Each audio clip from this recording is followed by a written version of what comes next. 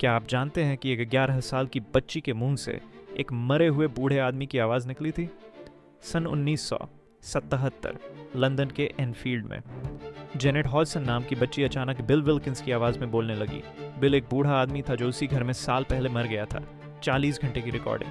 Janet की आवाज़ पूरी तरह बदल जाती थी, कर्कश, बूढ़ी, डरावनी। वो बिल की जिंदगी के बारे में वो बातें बताती थी जो एक बच्ची नहीं जान सकती थी। 30 से ज्यादा गवाह, पुलिस अफसर भी, उन्होंने देखा कि कुर्सियां अपने आप उड़ रही थी। जेनेट हवा में तैर रही थी 18 महीने तक, रोजाना।